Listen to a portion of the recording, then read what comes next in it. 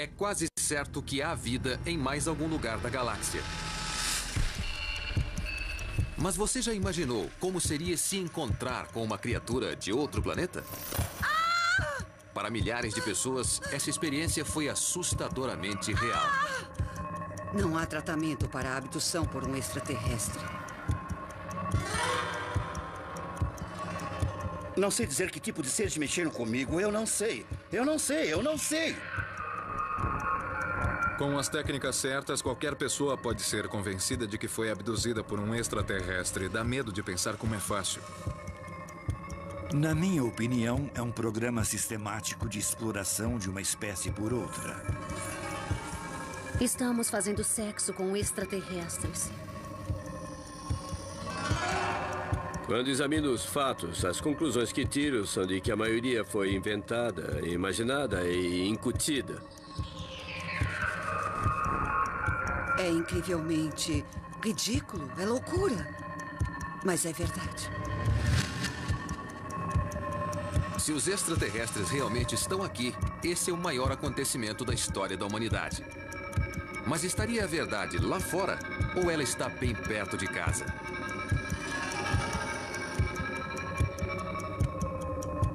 Os extraterrestres chegaram. Primeira parte. Nos Estados Unidos, existem pessoas relatando contatos com extraterrestres. Esses contatos imediatos normalmente envolvem uma terrível experiência de abdução. Nós viajamos pelo país para encontrar esses abduzidos, para descobrir a verdade por trás de seus relatos extraordinários. A maioria dessas pessoas não quer ser identificada com medo de ser ridicularizada em suas comunidades. Até mais ou menos 5 anos atrás, eu não tinha conhecimento da existência de extraterrestres. Eu não tinha lido nada sobre o assunto. E meu conhecimento sobre eles se limitava ao filme ET. Eu o assisti várias vezes com minhas crianças. E como meu marido pode confirmar, isto que me aconteceu virou minha vida do avesso. Eu sou do tipo incrédulo e fui jogada para uma realidade totalmente diferente. Os acontecimentos que mudaram a vida de Judy começaram numa noite normal de verão 5 anos atrás.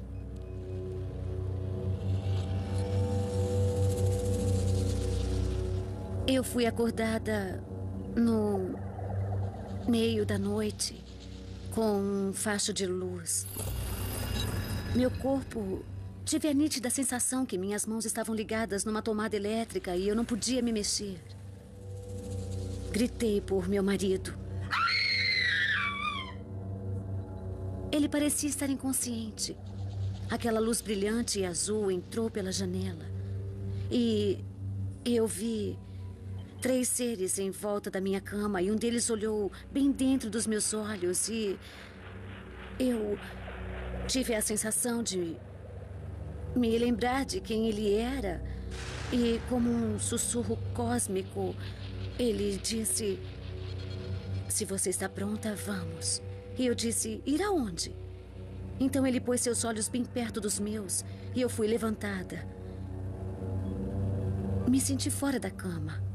Eu me lembro que estava olhando para baixo e em alguns momentos eu pensei: puxa, isto é realmente divertido. E aí, dentro da minha mente, eu gritava de medo: aonde será que estou indo? Foi quando eu vi uma nave enorme e eu fiquei muito extasiada.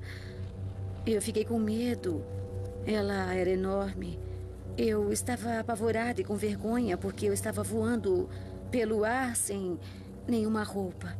Eu entrei na nave e apaguei. Não me lembro de mais nada.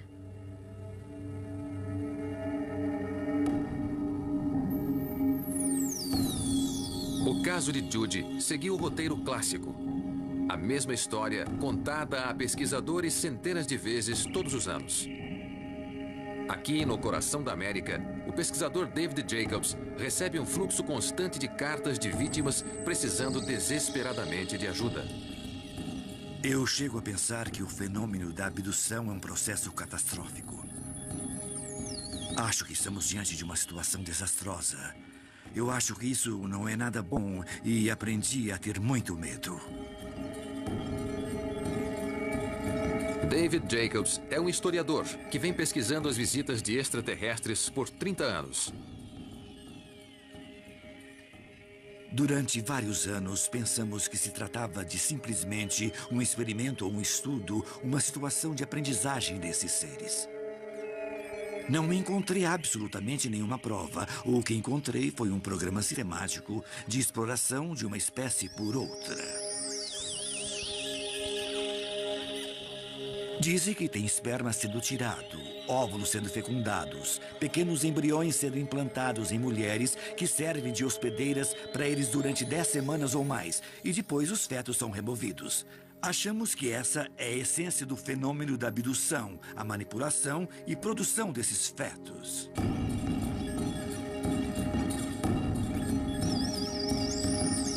Os extraterrestres parecem atacar ao acaso em todos os níveis da sociedade. As crianças que eles estão criando são de uma espécie perdida, de... Eu gostaria de saber por quê. Anna Jameson relatou vários contatos com os extraterrestres. Ela agora está tentando se ajustar a uma vida inteira de abuso físico e sexual pelos extraterrestres. Eu fui uma boa reprodutora para eles. Odiei isso. Isso me violentou o meu corpo. E eu não podia fazer nada.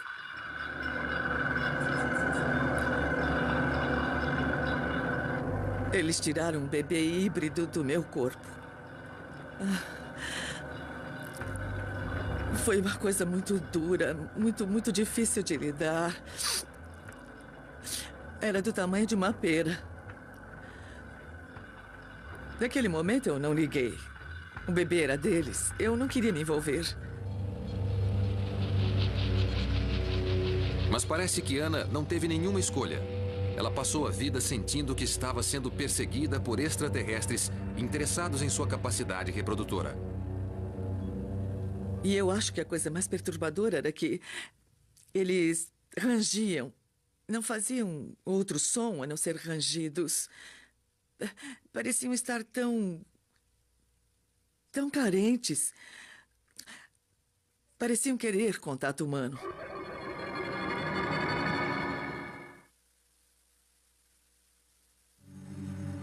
As cartas continuam chegando e não há dúvida do impacto que essas experiências estão exercendo nos abduzidos.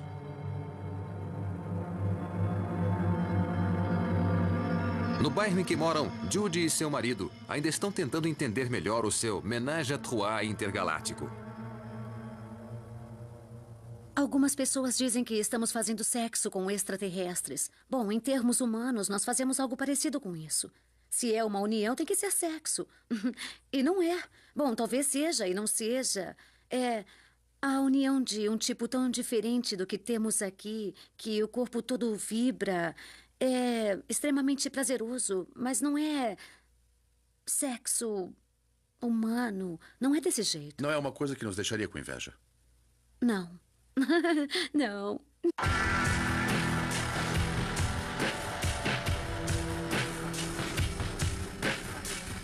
Quase todos esses relatos de abdução podem ser considerados histórias inventadas por alguns. Mas em Nova York, no ano de 1989, parece que o inacreditável pode ter acontecido. Tudo indica que uma abdução foi testemunhada. Uma mulher, vivendo neste prédio de apartamentos, relatou sua abdução por extraterrestres ao pesquisador Bud Hopkins.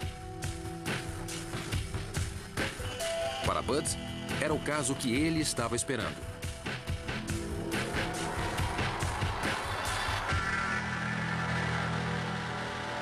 Se isso está acontecendo, como eu acredito que esteja, nós estamos presenciando contatos com outra civilização extremamente avançada tecnologicamente e vinda de algum outro lugar.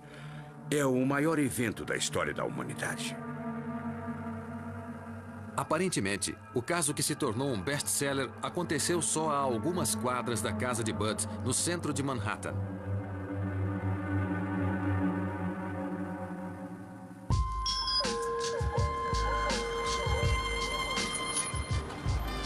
Como tantas outras abduções, é no meio da noite que a história começa. Em se tratando de Nova York, as ruas ainda estavam cheias. Pouco depois das 3 da manhã, 2 seguranças chamados Richard e Dan estavam passando de carro com um político internacional por Manhattan. O pesquisador Bud Hopkins afirma que esses homens foram testemunhas da abdução descrita por Linda Courtiel. Naquela noite, como sempre, Linda não conseguia dormir. Ela estava em seu apartamento, na South Street, ocupada com suas tarefas domésticas, sem ter ideia do que estava para acontecer. Eu estava passando roupa. Eram umas 3 horas da manhã, quando decidi ir dormir.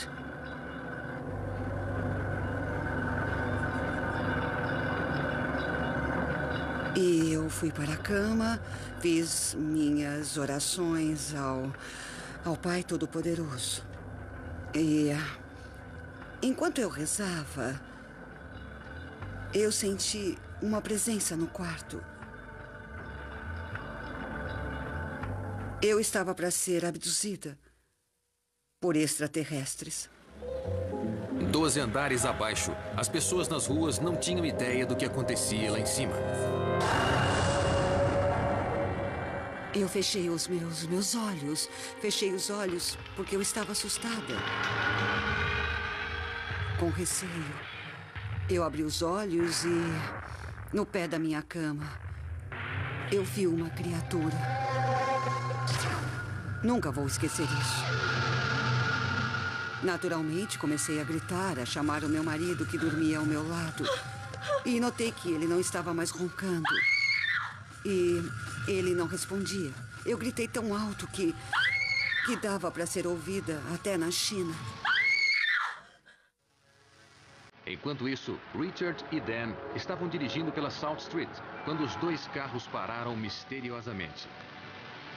Estando num bairro perigoso e com uma pessoa muito importante no carro, eles sabiam que estavam com problemas.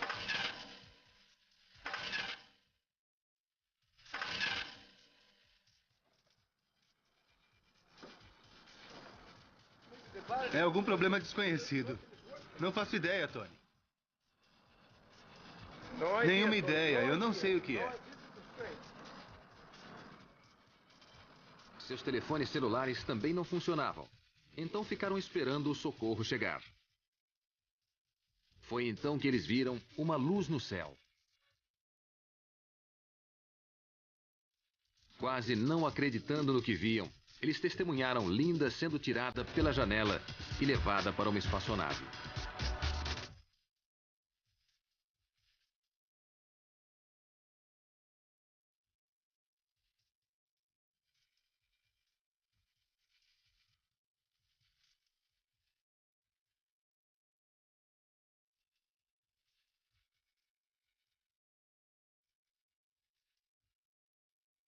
Eu me lembro do medo. Do medo e das perguntas. O que estou fazendo aqui? Eu sabia onde estava. Eu estava com medo que fosse cair e me arrebentar lá embaixo na rua. Eu fui levada até a nave e fui examinada por aquelas criaturas que eram exatamente iguais àquela que estava no pé da minha cama.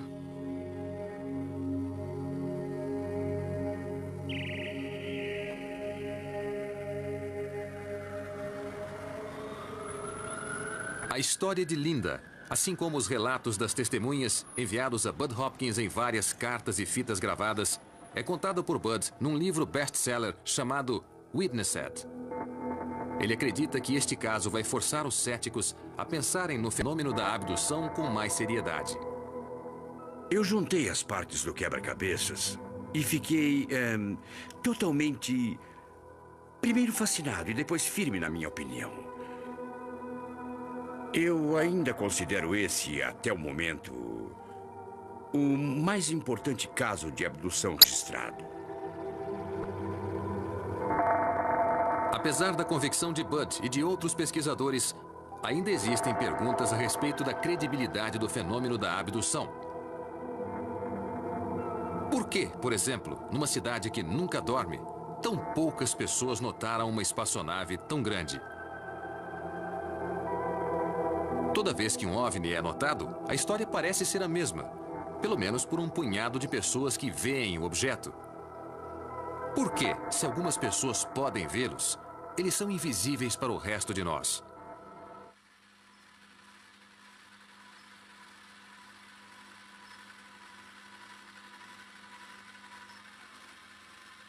Com todos esses extraterrestres voando por aí, poderíamos pensar que eles estariam aparecendo no radar, enchendo nosso espaço aéreo.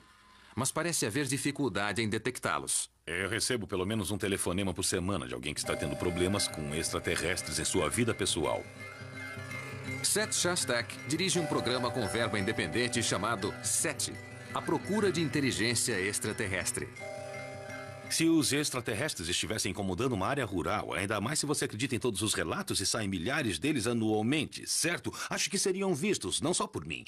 Mas temos inúmeros satélites que podem ser vistos nos noticiários enviando fotos de nuvens. São vários satélites voltados para a Terra e são ótimos. Alguns até leem placas de carro. Eu não sei se eles servem para detectar tanques no Oriente Médio e tudo mais. Além disso, temos vários instrumentos instalados aqui no solo. São radares checando no espaço tudo que seja maior do que uma bola de beisebol, ou seja, lixo espacial. Tudo isso porque se alguma coisa bate num satélite em órbita é uma tragédia, podemos perder alguma coisa de muito valor. Então é claro que veríamos os OVNIs se eles existissem. Eles estão procurando há 40 anos, mas até agora sem sucesso. As pessoas sempre perguntam, e se acharem alguma coisa, e se captarem um sinal? O governo federal não mandaria agentes impiedosos aqui para fechar o nosso pequeno observatório neste cenário bucólico? Bom, a resposta parece ser não. Não há uma política de segredo. Há 3 anos captamos um sinal, não com esta antena, mas com uma outra, mas por 24 horas achamos que ele fosse verdadeiro. Era só uma interferência, mas nós acreditamos durante quase 24 horas. Eu olhei em volta esperando ver os homens de preto, com gravatas estreitas e os chapéus pretos, e nada. Mas o New York Times nos ligou. Isso prova que, na realidade, o fato vai estar em toda a mídia, mesmo antes de termos a certeza absoluta de que não é uma interferência. A história vai se espalhar por aí muito rapidamente.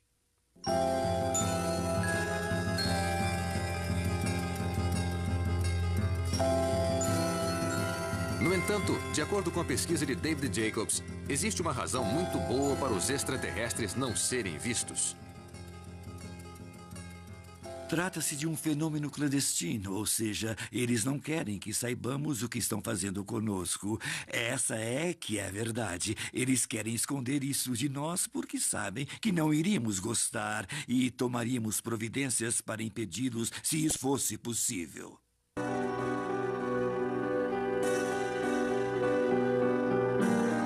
Mas os militares tentariam impedir?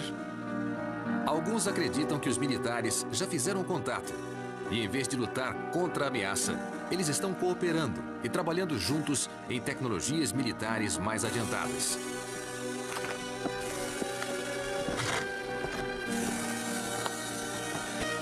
Um pequeno grupo de pesquisadores com poucos recursos não se contenta em ficar apenas vendo o que acontece. Eles têm observado ativamente as atividades da base militar mais secreta do mundo. Aqui, no meio do deserto do Arizona, a 40 quilômetros dos limites de segurança, fica a famosa Área 51.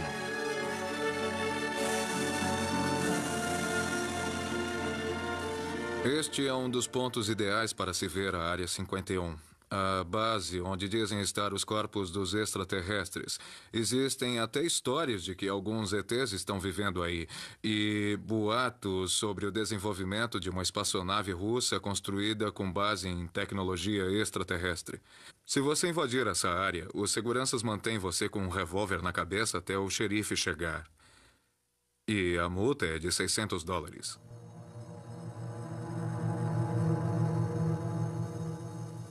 É uma caminhada de 6 horas num calor de 38 graus. Mas Don Emory acha que vale a pena. Eu já vi OVNIs por aqui, desconhecidos, mas podiam ser aviões militares, novos projetos, mas eram desconhecidos. Ou podiam ser extraterrestres, eu sei lá.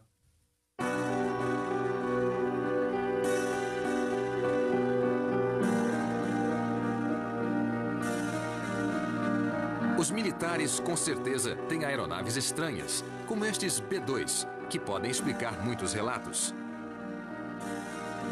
Sempre que um OVNI é filmado, existe sempre um interesse considerável, particularmente por especialistas como o físico da Marinha Americana, Dr. Bruce Maccabee. Maccabee é sempre chamado para autenticar vídeos e provas fotográficas. Muitos OVNIs podem ser explicados, como esta imagem de uma luz refletindo num avião comum. Porém, certas fotos são mais difíceis de descartar. Uma das mais famosas sequências de fotos foi tirada por um fazendeiro nos anos 50, mas nem todos estão convencidos de que sejam verdadeiras. Os céticos sugerem grandes explicações para estas fotos há vários anos. Uma sugestão típica é que isto seria a tampa de uma lata de lixo atirada no ar e fotografada. Ou algo modelado, pendurado nestes fios ou coisa assim. Eu passei um bom tempo usando os negativos originais para analisar as fotos e concluí que este objeto poderia estar a uma distância considerável, talvez 1 quilômetro ou mais. E não encontrei nenhuma prova que estas fotos sejam falsas. Minha conclusão é que foi um objeto voador não identificado. Eu tenho certeza de que não é a única aparição, mas é uma das poucas fotos nítidas que temos. Vamos ver? Aqui vamos nós. O problema para Bruce Maccabee...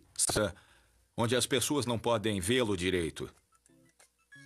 Tentei rodas, mas elas são muito grandes e perigosas. Se caírem na cabeça. Vou colocar uma fita adesiva aqui no fundo. Vamos lá? Os métodos de Peter podem ser simples, mas os resultados são muito convincentes. Para fazer direito, precisei fazer um novo modelo. Este aqui já foi melhor. Foi como se alguma coisa pesada o derrubasse. Ali, uma coisa que não quero fazer é cair no barranco. Isto estragaria o meu dia. Ok. O contraste com o barbante está muito na cara. Apesar de várias falsificações inteligentes, nos últimos 50 anos houve muitos casos de OVNIs que foram descartados. Agora, nós temos provas científicas de que realmente existem objetos inexplicáveis voando por nossos céus.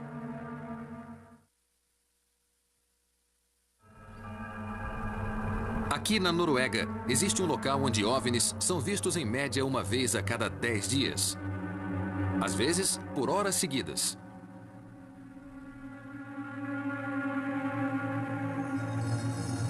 Muitas pessoas os viram mais de uma vez, inclusive Ernie Strand, que já testemunhou várias aparições. Neste vale já apareceram muitas luzes desconhecidas. E elas parecem bolas de luz, indo de um lado para o outro.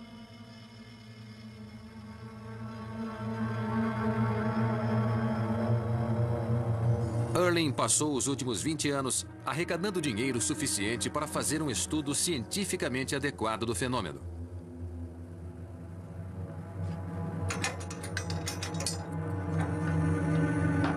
Suas instalações podem não ser tão sofisticadas quanto as da Área 51, mas são boas o suficiente para garantir o registro de uma aparição extraterrestre.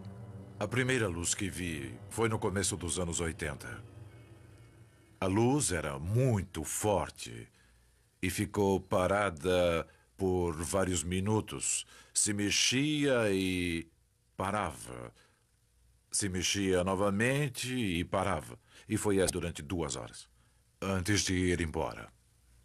Foi algo muito emocionante. A coisa mais estranha era a intensidade da luz. Era tão forte na maior parte do tempo. Era tão forte que o solo ficava iluminado.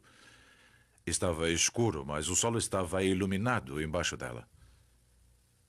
Naquele instante, nós tínhamos uma câmera. E quando a luz apareceu, o sistema automático começou a gravar em vídeo.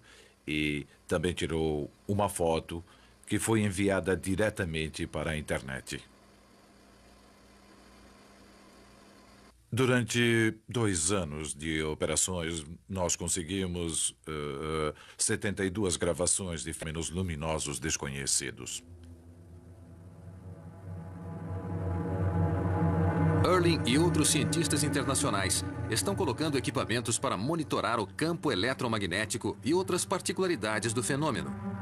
Mas vai demorar algum tempo para acumular as informações necessárias para provar que essas luzes são simplesmente um fenômeno natural estranho e não espaçonaves extraterrestres. Quando conseguirmos mais informações sobre isto, nós descobriremos o que pode ser. Até lá, o fenômeno ainda é desconhecido. Com provas tão difíceis de se conseguir, por que devemos acreditar nas histórias inacreditáveis contadas pelos abduzidos?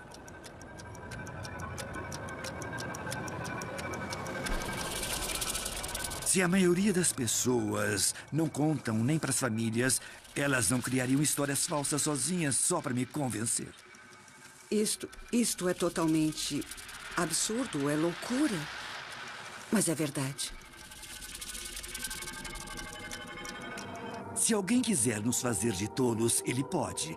Basta que saiba tudo sobre o assunto, aprender tudo, vir até nós, inventar uma história e fingir que ele foi abduzido. Isso pode ser feito. Em se tratando de abduções, existem pouquíssimas falsificações. Pelo seguinte, não se ganha dinheiro com isso. Não é o caso de estar produzindo algo fraudulento. A fraude é a própria pessoa.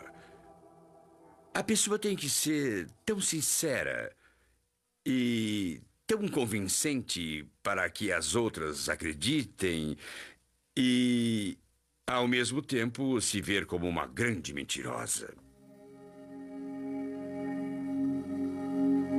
E por que uma mulher tão bem-sucedida como Ana sentiria a necessidade de inventar uma história tão louca? É tão real como sentar aqui e falar com você. Sempre tive uma mente racional, sempre quis ter provas das coisas e está muito difícil nestes anos chegar a uma conclusão.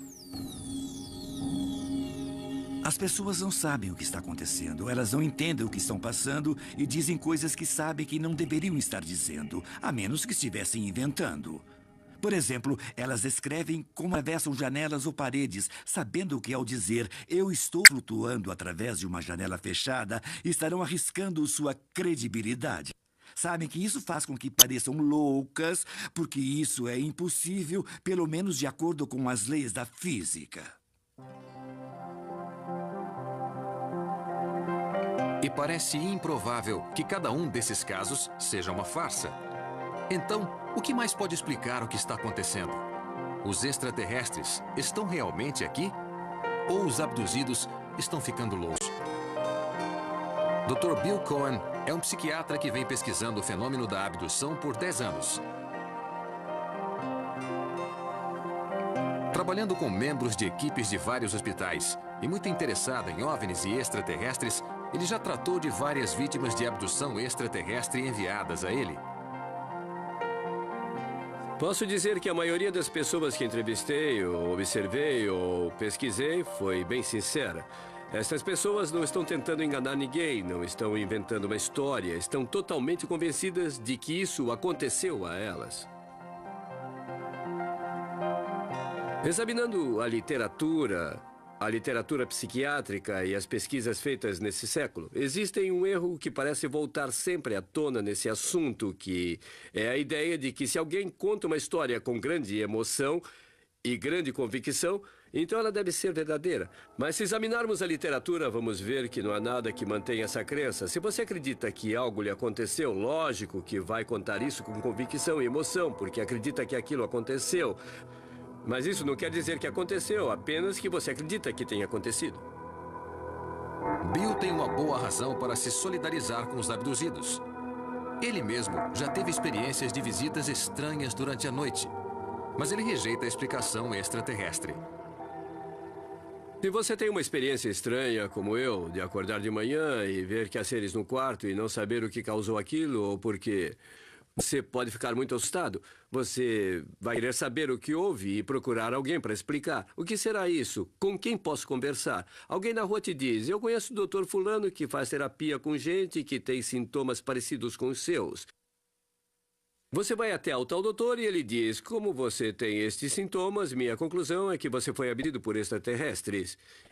E você diz: o quê? Como isso é possível? Você lê a lista de sintomas e ele diz: veja, esta é a lista de sintomas. E se você tem algum deles, você foi abduzido. Eu sou especialista e afirmo que foi isso que lhe aconteceu. Você fica assustado, está diante de uma autoridade que lhe deu uma resposta e é muito provável que você aceite isso.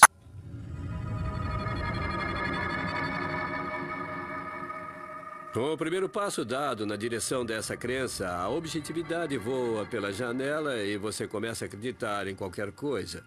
Daí em diante você encontra mais abduzidos, mais tipos diferentes de extraterrestres e federações intergalácticas. Nada mais é anormal depois de passar por esse estágio.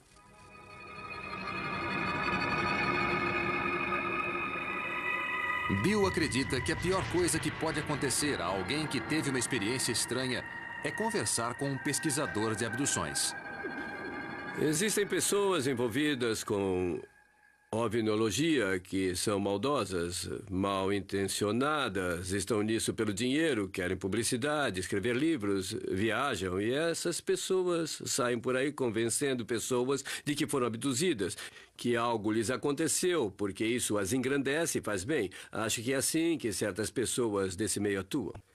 Existe um grupo de pessoas que são mentalmente doentes. Eu já tive que hospitalizar 2 pessoas. Um senhor que estava apavorado, pois os extraterrestres o visitavam todas as noites. No final, era um caso de loucura eufórica e quando ele foi medicado, parece que os ETs não gostaram e desapareceram imediatamente.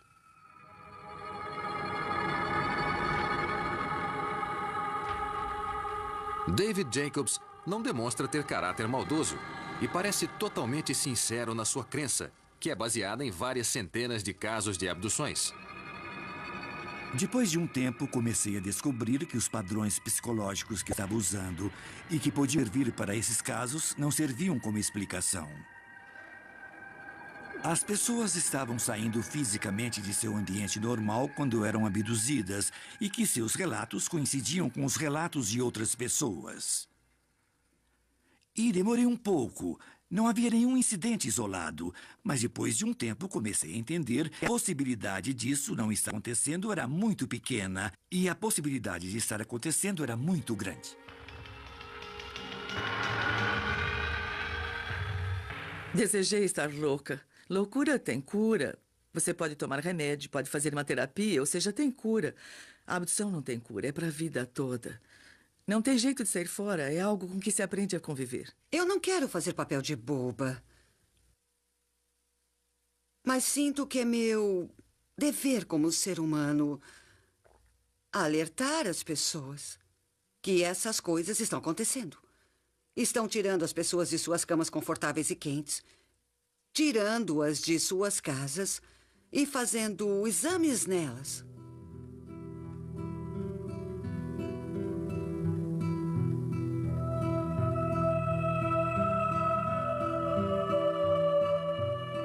Uma das coisas que influi no trato dessas experiências é a noção generalizada a qual as pessoas se apegam de que é tudo psicológico. Antes de mais nada, nunca ficou provado que tais vivências possam ser psicológicas. Quando os abduzidos foram examinados, tudo estava normal. Mas o problema é que, com bastante frequência, a prova física é devastadora. Muitas vezes, uma pessoa que volta de uma abdução tem marcas no corpo, e essas marcas têm padrões muito definidos. Esta aqui é bastante rara, mas já encontrei várias parecidas. Trata-se de um padrão formado por pontos com este alinhamento, e este apareceu no quadril de uma mulher, num caso que ocorreu na Costa Rica. Ela não sentiu dor, não foi uma queimadura, não foi um conjunto de furos. Não sabemos como foi feito e a marca sumiu após algumas semanas. O mais comum é o que chamamos marca de instrumento, que são estes furos redondos. E eles normalmente aparecem na parte inferior da perna, mas já os encontrei em outras partes do corpo. A pessoa desaparece e pode ser uma criança. Nesse caso, a pessoa era uma criança na época. E quando voltou para casa, tinha esta marca sem sangue e ela não sabe explicar o que houve. Não temos ideia do motivo disso ter sido feito e o que aconteceu.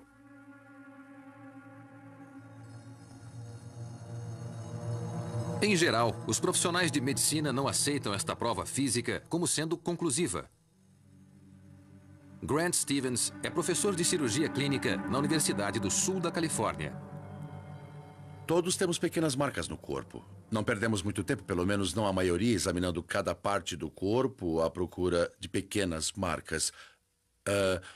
Mas no caso de aparecer uma marca no dia seguinte, porque pode acontecer, posso dar inúmeras explicações mais plausíveis do que terem sido feitas por um extraterrestre que tirou meu pijama e implantou algo no meu corpo sob a minha pele.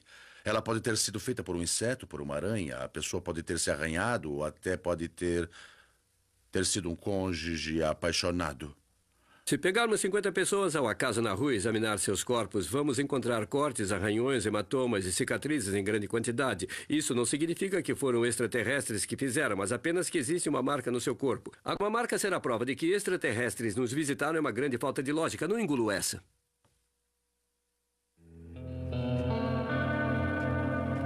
Tim Cullen não tem uma cicatriz misteriosa. Mas o que ele tem é uma prova concreta que, para ele, está acima de qualquer suspeita. Eu não sei que tipo de extraterrestres mexeu comigo. Eu não sei. Cinzentos, reptilianos, nórdicos, insetoides. Eu não faço a mínima ideia. Não mesmo. Eu posso provar o que estou dizendo. Eu tenho prova, entende? Talvez não seja muita coisa, mas é uma prova, entende?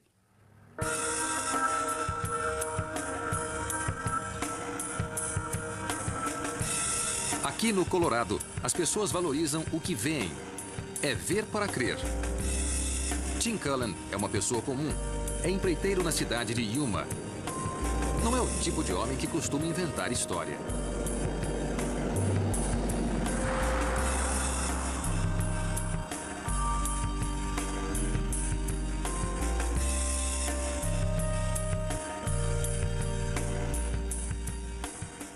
Bom, eu estava indo pela rodovia. Era mais ou menos 11 horas. E uma grande nave pairou entre os postes, debaixo dos fios telefônicos, sobre a cerca e tinha uns 30 metros de comprimento, 6 de largura por 3 de altura. E estava na minha frente e parecia, como posso dizer, um grande charuto.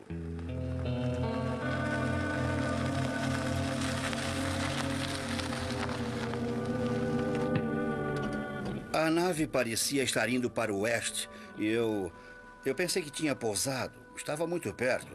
Quando eu parei o carro, 2 luzes apareceram. Eram extremamente brilhantes, tipo de halogênio. E eu não enxergava nada, só via as luzes. Não enxergava mais nada.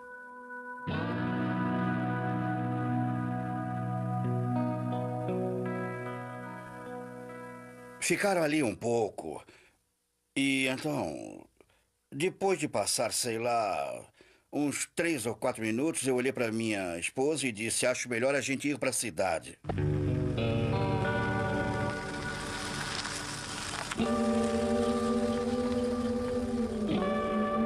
Tim só foi dar mais importância ao assunto alguns anos depois, quando acertou o polegar com um martelo e teve que ir ao médico.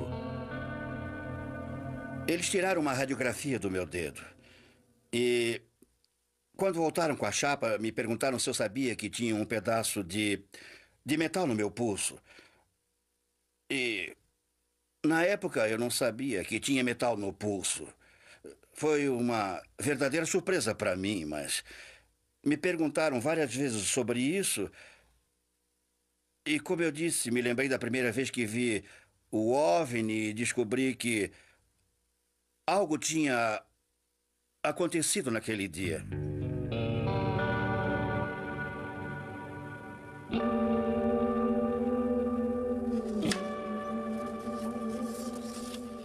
Tim viajou para a Califórnia para ver Roger Lear, um médico que pesquisa implantes extraterrestres há vários anos.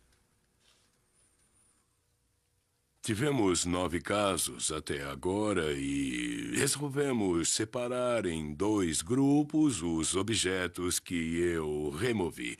O primeiro é de pequenas esferas branco-acinzentadas, mais ou menos do tamanho de um besourinho, que não são metálicas, mas contêm elementos metálicos. Os outros objetos são metálicos, envolvidos por uma cobertura biológica que é muito misteriosa. Os objetos foram analisados por laboratórios independentes, mas Lear diz que nenhuma conclusão foi oferecida para dizer o que eles são. Não existe cicatriz, não existe um local de entrada visível e nós não sabemos como entrou ali. Vamos pesquisar bem a área. Convencido de que o objeto no seu braço é um implante extraterrestre, Tim concordou em fazer uma cirurgia. Eu sei onde está. Sinto onde está. Isso queima um pouco, hein? Tudo bem, estamos quase lá, estamos acabando. Isso queima um pouco. Não respire tão rápido, senão você vai desmaiar. Lear também arrumou uma equipe de filmagem para registrar o momento. Então, filmou tudo? Lear não é médico qualificado para fazer cirurgia. Então supervisiona o cirurgião contratado para remover o objeto sob anestesia local. Vamos ver se consigo encontrar.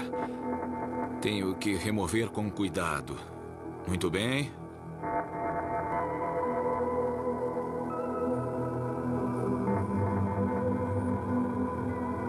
Conseguimos. O objeto foi removido e enviado para análise. Alguns dos metais que compõem esses objetos metálicos são isótopos não terrestres, ou seja, não existem no planeta. E agora? Temos alguém dizendo que foi abduzido por extraterrestres e então retiramos uma coisa do corpo dele que se caracteriza como tendo características tópicas não terrestres. Minha conclusão só pode ser de que ele está dizendo a verdade. Tim acredita piamente nas palavras de Lear. Agora, ele quer descobrir mais sobre seu contato imediato. O que me faz falar agora é a prova que o Dr. Lear tirou do meu braço. O objeto que ele tirou do meu braço. Quem vai me dizer o que é? Que membrana é essa? Como ela foi feita? Como foi colocada no meu braço? Ninguém responde. Não tem como. Nós levamos o relatório de Lear para o professor de Química da Universidade de Oxford, Peter Atkins, e pedimos que ele comentasse o resultado da análise. Não existe uma única prova sequer de que isso possa ter origem extraterrestre. Na minha opinião, é um relatório que mostra que existe um pouco de material terrestre preso dentro do corpo. É um pedaço de cascalho, ou um pedaço de pedra, ou, quem sabe, um pedaço de metal, ou algo assim. Não há nada de misterioso sobre isso. E dizer que é de origem não terrestre é fantasiar. Um cientista de verdade diria: vamos ver se isso é normal. Vamos ver se podemos explicar sem apelar para algo extraordinário ou bizarro. Estou certo que, nesse caso, deve existir uma explicação muito natural. Quando Tim avistou o OVNI, Ele estava se recuperando de um acidente de carro que o deixou com vários ferimentos, inclusive uma fratura no pescoço. Além disso, ele trabalhou na construção civil a vida toda. Tanto um fato quanto o outro podem oferecer uma explicação mais plausível para o objeto estranho encontrado em seu braço. No entanto, Tim acredita piamente nas conclusões de Lear. Conclusões estas que muitos dentro da comunidade médica acham totalmente inaceitável. Se os pacientes têm sintomas e estão sofrendo dor, até que faz algum sentido. Mas levar isso adiante porque um especialista acha que foi obra de um marciano não faz sentido nenhum. O trabalho de Lear, com certeza, causou impacto na vida de Tim, que talvez nunca mais seja a mesma. Não interessa o final disto tudo. Os meus filhos, meus netos, meus bisnetos vão saber que eu fiz a coisa certa. E, na verdade, é tudo o que eu tenho. Não interessa o que a gente vê e que tipo de verdade pode ser, sabe? Eu não sei. E nem quero saber.